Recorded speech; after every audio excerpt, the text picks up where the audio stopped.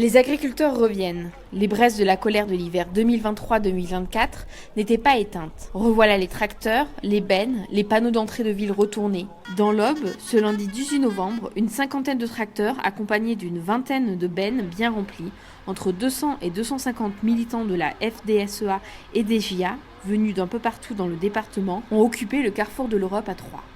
Donc là, on est en train d'organiser notre première manifestation de l'acte 2 de la mobilisation générale agricole.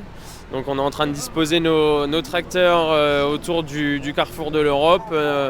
On a prévu aussi une mise en scène avec des fûts d'huile qui seront allumés en bois de palette pour représenter, donc 12 fûts pour représenter les 12 pays de l'Europe, car on dénonce aujourd'hui le Mercosur et toutes les hérésies des normes européennes qui entravent à nos moyens de production.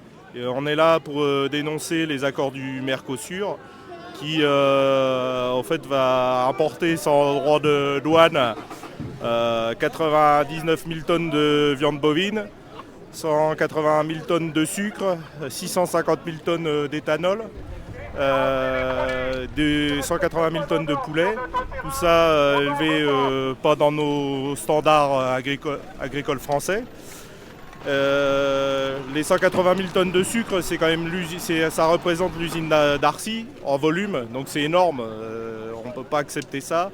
Et ça se greffe à une année compliquée au niveau de la pluviométrie, au niveau de la crise sanitaire, et on est toujours dans l'attente de la concrétisation d'une partie de nos revendications de début d'année. Aujourd'hui, en fait, ça va pas bien et on a l'impression qu'on nous appuie encore plus sur la tête. Il n'y a pas que le Mercosur, il y a toutes les réglementations, c'est surtout ça. Voilà. Et aujourd'hui, en plus, on sort d'une année très compliquée au niveau météo, avec des revenus agricoles qui sont... On a perdu pratiquement moitié au niveau des récoltes cette année, avec des prix qui ne sont pas là. Et en fait, aujourd'hui, il manque la moitié de trésorerie. Et on ne roulait pas sur l'or avant, il faut bien le dire. Donc on a toujours su rebondir, mais là, on est vraiment dans le creux de la vague, quoi.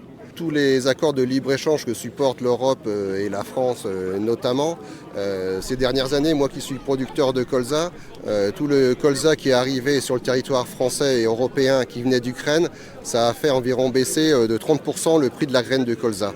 Et vraiment, c'est vraiment du revenu net que l'agriculteur français a perdu ces dernières années.